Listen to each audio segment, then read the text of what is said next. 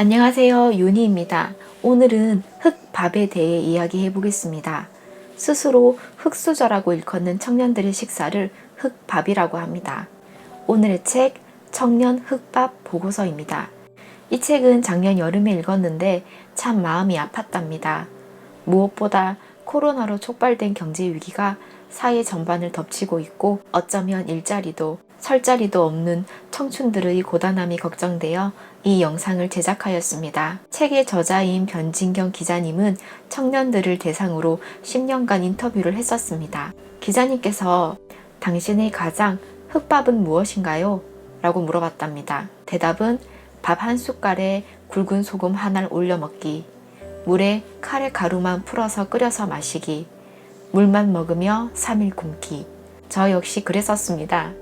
굶거나 버티거나 울거나. 월요일부터 수요일까지는 전공 수업을 몰아서 듣고 목요일부터 일요일까지는 아르바이트 3개를 병행했습니다. 잠도 2시간씩 밖에 못 잤었습니다.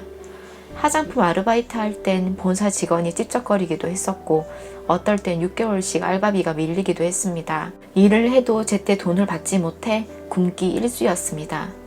이 책을 읽고 마음이 아팠던 이유는 여전히 청년들이 가난, 배고픔과 절망 속에 있으며 이러한 상황이 더 심화되었다는 것입니다.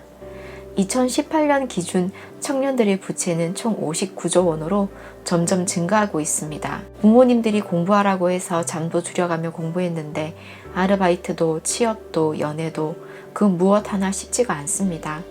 누군가의 딸은 쉽게 말 타고 대학을 가고 누군가의 아들은 쉽게 정규직 자리를 차지합니다. 그래서 청년들이 분노하는 것입니다. 가장 기본인 식사 역시 푸석푸석한 흑밥을 먹으며 곰팡이 냄새 자욱한 원룸에서 버틴다는 것, 생각보다 정신적으로 힘들고 고독한 일입니다. 책 소개를 하겠습니다. 청년 흑밥 보고서, 변진경 지음, 들녘 출판사, 2018년 12월 5일, 312페이지, 가격 12,000원. 프롤로그, 1000명의 청년, 만끼의 흑밥. 청년들은 식사권을 잃었다. 아니, 빼앗겼다. 굶고 때우고 견디는 청년, 굶어서 아프고 아파서 서러운 청춘. 조류독감에 걸리기 전부터 이미 병든 닭처럼. 가난하면 밥 굶는 게 당연한가요? 21세기형 쪽방에 저당 잡힌 청춘. 당신의 꿈 어느 방에 두고 왔나요? 방방 뛰는 방새에 눈물이 방울방울. 이 방에서 벗어나려 이 방에 산다. 방을 둘러싼 20대의 범민. 앞날을 헤아릴 수 없는 삶. 목숨을 끊거나 강도짓을 하거나 유모차보다 먼저 휠체어를 미는 세대. 나는 걷는다. 돈이 없어서. 가난하다고 해서 사랑을 모르겠다. 연애 못하는 이유, 대안은 결국 고용. 좁은 취업문, 비정규직, 열정페이. 30 즈음에 또 취업이 멀어져 간다. 괜찮다고 말하지 말 것. 청년의 것은 청년에게. 지방에서도 다른 세계를 꿈꿔야. 지방 청년으로 산다는 것, 그리고 꿈꾼다는 것. 우리는 지방에 남지 않고 살고 있다. 청년 수당이라는 대안. 청년 수당 받으면 밥 먹을 수 있다. 라면에 달걀을 넣을 수 있게 되었다. 글의 일부를 공유하겠습니다. 청년 빈곤과 관련된 취재를 할 때마다 무수히 보았던 얼굴들이 떠올랐다. 괜찮다고 말하는 그 표정들, 담담하고 경쾌하게 전혀 괜찮지 않은 이야기를 전하는 그 낯들, 지나간 추억을 방송하는 라디오 사연처럼 킬킬대고 흐흐대지만 바로 지금 겪고 있는 고통과 절망을 스스로 잘 알고 있는 젊은이들의 얼굴, 그 보편적인 얼굴의 기원을 찾고 싶다는 생각을 하며 청년 흑밥 취재에 들어갔다. 성미 씨는 평소 청소년 복지관에 봉사활동을 자주 다녔다. 가난해서 더 우울하던 사춘기 시절 자신을 끌어줄 언니 오빠가 있으면 얼마나 좋을까 하는 아쉬움을 겪었기 때문이다. 그래서 방황하는 동생들에게 진로 정보도 찾아주고 상담도 해준다. 밥을 든든히 챙겨 먹고 나서 봉사활동도 더 적극적으로 한다. 저도 그랬지만 가난하면 진로 고민 같은 걸 안 해요. 무조건 돈을 먼저 벌어야 한다는 강박에 시달리고 뭘 생각할 여유가 없어요. 그런데 이제 조금 알 것 같아요. 가난해도 꿈을 꿔도 되는구나. 원하는 걸 도전해봐도 되는구나. 이런 걸 스스로에게도 또 방황하는 동생들에게도 이야기해주고 있어요. 6년 넘게 공무원 시험을 준비했다. 하지만 공부에 올인했던 기간은 6개월이 채 되지 않는다. 공부를 하려면 돈이 필요했다. 아르바이트를 병행하며 찔끔찔끔 공부했다. 노량진에서 하루 종일 사는 공시족이 부러웠다. 나도 저렇게 공부하면 붙을 수 있을 텐데. 청년수당을 받는 6개월 동안 민경 씨는 그간의 갈증을 해소했다. 돈 걱정 않고 공부에 집중할 수 있었다. 편도 1시간이 걸리는 구립도서관에 가는 대신 집 가까운 유료 독서실 이용권을 끊었다. 듣고 싶은 인강도 마음껏 신청했다. 마지막 불꽃을 태운 다음 지난 3월 시험을 치렀다. 결과는 탈락. 민경 씨는 오히려 시원했다고 말했다. 혼신의 노력을 다해봤는데 안 된 거잖아요.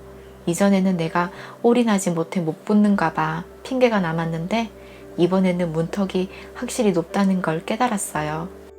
영화 리틀 포레스트에서 서울의 흙수저의 밥을 견디다 못한 혜원은 고향 빈집으로 돌아가 정성 들인 흙에서 수확한 밥을 지어 먹는다.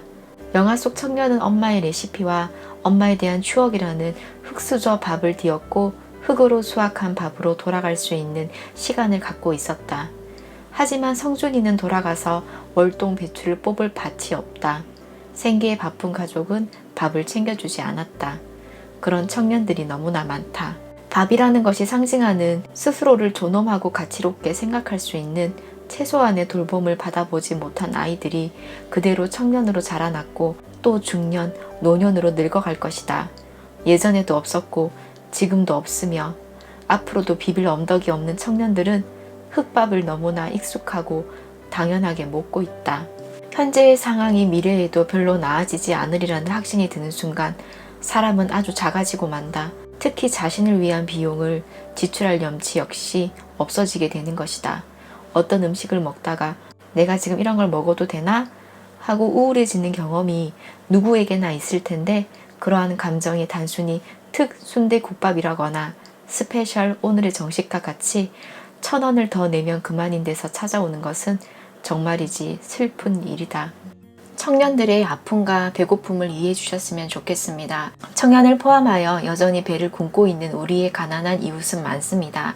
국내 결식 아동의 수는 32만 명으로 그중 고등학생이 8%대로 가장 높습니다. 밥을 굶는 고등학생의 수는 13만 명입니다.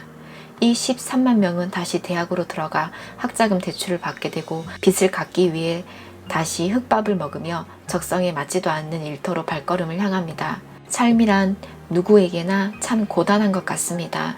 부탁이 있다면 힘든 세상살이를 하고 있는 청년들에게 요즘은 세상 살기가 좋지 노력을 해라 나 땐 더 있어 라는 말보다 그저 내가 네 맘 다 안다 고생이 많다 밥은 먹고 다니냐 라는 말 한마디 해주시면 좋겠습니다.